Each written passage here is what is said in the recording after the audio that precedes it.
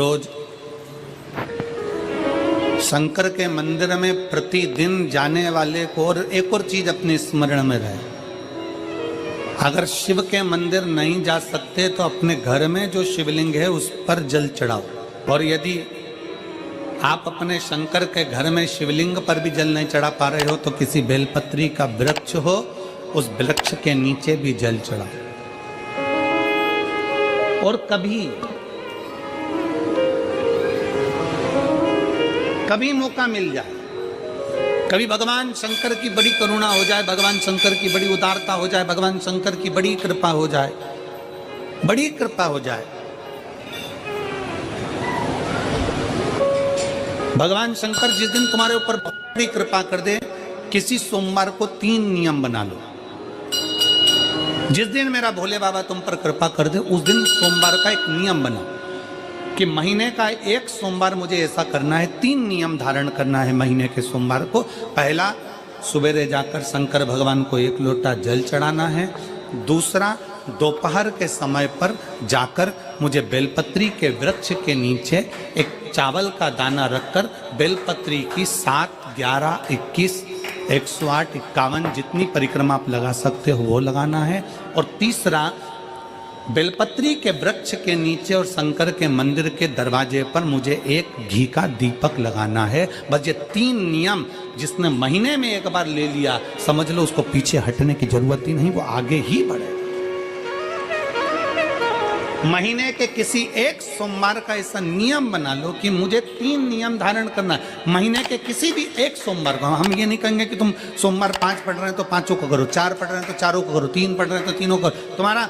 तुम तो महीने का एक सोमवार का नियम बना। और मेरी दीदियों से, मेरी बेटियों से जो विदेश में रह रही हैं, जो कहीं बाहर रह रही हैं, कहीं बड़े शहर में रह रही हैं, जो रोज मंदिर नहीं जा सकते, हर किसी महीने के एक सोमवार को भी ये नियम निर्धारण थे, तो उनसे कहेंगे कि 3 महीने में एक सोमवार का नियम बना लो। 3 महीने में नहीं बना सकते तो 6 महीने में एक सोमवार का नियम बना लो। और 6 महीने में नहीं बना सकते तो 1 साल में एक सोमवार का ऐसा नियम बना लो कि मैं साल का एक सोमवार ऐसा रहूंगी कि सुबह सोमवार के दिन मंदिर में जाकर जल चढ़ाऊंगी, दोपहर में जाकर बाबा को एक अक्षत का दाना रखकर, अक्षत का मतलब है कि बाबा मेरी दिनों दिन उन्नति करना। बेलपत्री के वृक्ष के नीचे जो अक्षत रखा जाता है वो उन्नति के लिए रखा जाता है। शंकर के शिवलिंग पर जो अक्षत रखा जाता है वो रोग मुक्ति के लिए रखा जाता है। अशोक सुंदरी पर जो अक्षत रखा जाता है वो संतान प्राप्ति के लिए रखा जाता है। षडानंद कार्तिकेय की ओर जो अक्षत रखा जाता है वो हमारे बच्चों की सुख समृद्धि के लिए रखा जाता है। विनायक की ओर,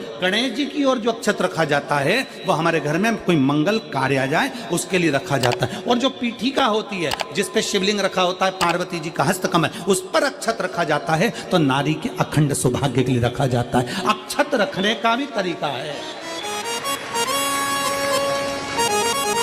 एक चावल का दाना कहाँ रखा जाता है, क्यों रखा जाता है, कैसे रखा। अब कई लोग कहते हैं गुरुजी ये शिव महापुराण में आप ये नियम बताते हो, तरीका बताते हो। हम तो उनसे कहेंगे डॉक्टर के पास जाओगे तो डॉक्टर भी गोली लिखकर ये नहीं कह देगा कि ये सारी गोली एक साथ खा जा। डॉक्टर भी कहेगा ये गोली सुबह खाना है, ये गोली शाम को खाना है, ये गोली दोपहर में खाना, ये गोली भूखे रहकर खाना। बोलो सही है कि गलत है? ये रात्रि को खाना खाने के बाद खा लेना, ये खाना खाने के पहले, ये नाश्ते के पहले। और सुनो, ये दवाई, ये वाली पीछे वाली जो दवाई लो ना इसको दूध से लेना, ये वाली जो दवाई लो ना इसको पानी से लेना। और सुनो, ये डब्बी है इसको पानी में मिलाकर फिर पीना। दवाई लेने का भी तरीका है, उसी तरह शिव महापुराण में एक एक अक्षत का भी तरीका है और एक एक बेलपत्री का भी तरीका है। अब मान लो कई लोग कहते हैं गुरुजी आप ये तरीका बताते हो शिव पुराण के माध्यम से, कई लोगों के मन में संशय जागता है, तो अगर हम एक साथ चावल चढ़ा दे तो उसका क्या तरीका है? तो हमारा निवेदन है डॉक्टर जो दवाई ले एक ही बार में निपटा जाए, एक ही बार में खा ले। दवाई एक बार में पूरी खा गए असर नहीं करेगी, इसमें डॉक्टर का कोई दोष नहीं है। उसने तो बताया था ऐसे लेना, ऐसे लेना। और तुमने, मैं डॉक्टर साहब ने पूछा दवाई पूरी ली, शाम की दवाई भूल गई थी, सवेरे की दवाई भूल गई थी, ये दवाई भूल गई थी। डॉक्टर कहेगा हमने तो नियम बताया तब तुमने नहीं खाई, तो असर कहाँ से करेगी? तुम असर कब करती है? जब हम पूजन के तरीके को जान जाएं, जब हम अर्चना के तरीके को जाएं। आप साल भर का एक सोमवार निकाल लो, 6 महीने का एक सोमवार निकाल लो, 3 महीने का एक सोमवार निकाल लो, महीने का एक सोमवार निकाल लो, अपने से दिल में बन जाए तो एक सोमवार ऐसा निकालो जिसके 3 नियम धारण हो। पहला, उसी सोमवार जिसको कर रहे हो उस दिन सुबह जल चढ़ाना। दूसरे, दोपहर के समय पर जाकर बेलपत्री के वृक्ष के नीचे एक चावल का दाना रखना और परिक्रमा बेलपत्र की जितनी तुमसे बन जाए, जितनी तुम्हारे शरीर की कैपेसिटी हो, जितना तुम्हारा शरीर चलते बन जाए। हम तो ये भी नहीं कहते कि तुम भूखे रहकर भगवान का भजन करो, हम कभी नहीं कहते। हम तो यहां तक कहते हैं, हमारे पुष्टि मार्ग में यहां तक कहा गया कि वल्लभ कुल की एकादशी करो, भले बकरी जैसे चरो पर एकादशी करो।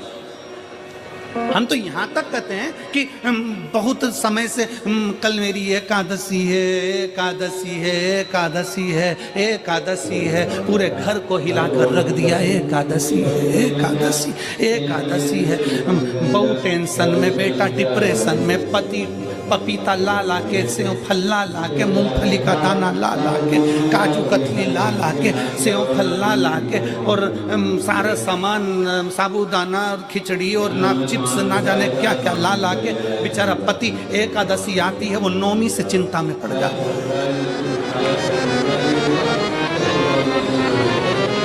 हम तो ये भी नहीं कहते कि तुम व्रत बहुत भारी करो, तुम व्रत उपवास भी बहुत बहुत टेंशन वाला करो, ना ना ना।